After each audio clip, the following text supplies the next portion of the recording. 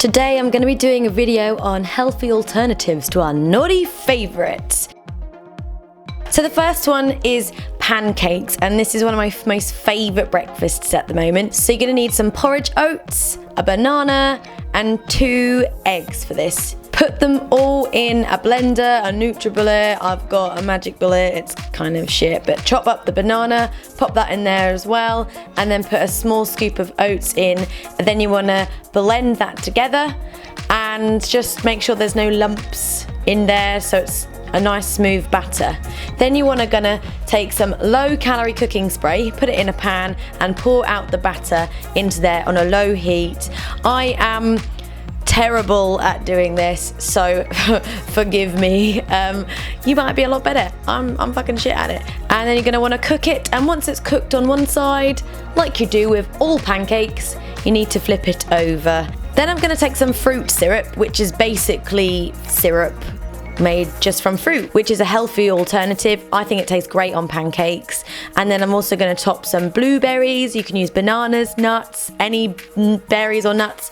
And here we are. That's the finished result. They're really, really nice and filling and tasty. Next is the classic fry up. I know it's not going to be the same, but it will do. Chop up a potato, cut it in half, then chop it into stripes, and you will eventually get some chips. This is how you make chips. On a tray, get some low-calorie cooking spray, spray it on, and cover it with said chips. And with said chips, you can garnish with salt and pepper, oregano, garlic, whatever you like to flavour them. Then take some Linda McCartney vegetarian sausages, put them on the tray, and put them in for about 20 minutes.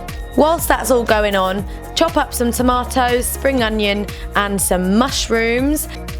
Spray a frying pan again with some low-calorie cooking spray, pop those on, and you're going to want to cook them until they look relatively cooked. And then take some spinach, cook the spinach until it's wilted and looking a bit sorry for itself, but it's not, it's just being cooked, so it's kind of looks like it's melting and disintegrating into nothing. For the fried eggs, crack 2 eggs into a low-calorie cooking spray pan again, and then what you want to do is you're going to want to take a plate and put it on the top of your pan. I have a small pan, so this works really good for me. And the heat can't escape, so it cooks the top of the egg.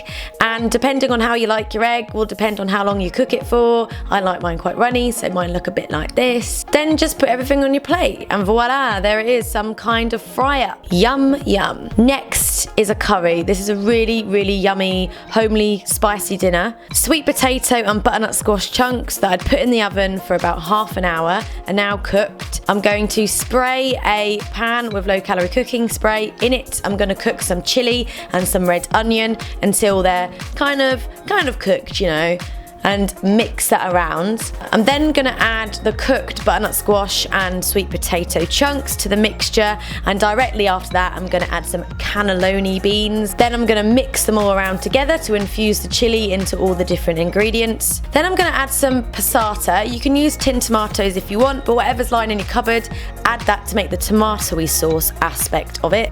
Then mix it round. Then for the actual curry part is you need some curry powder. I normally put 3 to 4 scoops of curry powder into the mix, and then I just mix it round till it's sort of delivered over the whole food. Then you can add any other spices, turmeric, cinnamon, cayenne, anything really. Is totally down to you how you flavour it, but I tend to use teaspoons of those. Then I add some coconut milk. This is light coconut milk, and I only use half a tin, but this just makes it a little bit creamy, and then I'm just going to mix it together. Then you need some rice. This is Tilda Pure Basmati. You can use actual rice if you're not lazy like me. Whilst the rice is doing its thing, I cut up some coriander. I absolutely love coriander. So once everything's done, bung on the rice, bung on the curry, and then garnish with some coriander, and voila, there's a really good, healthy, lovely jubbly curry. Next is chicken burgers and chips. Okay, this is a vegetarian version.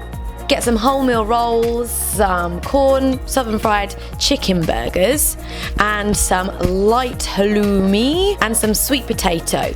So first of all, you're going to want to chop up your sweet potato again into fries. I normally have one per person depending on their size, but cut them up into fries. And then what you're going to want to do is put some low calorie cooking spray onto another tray, and also cover the fries. And then again, you can put whatever you want on them to give them some extra flavour.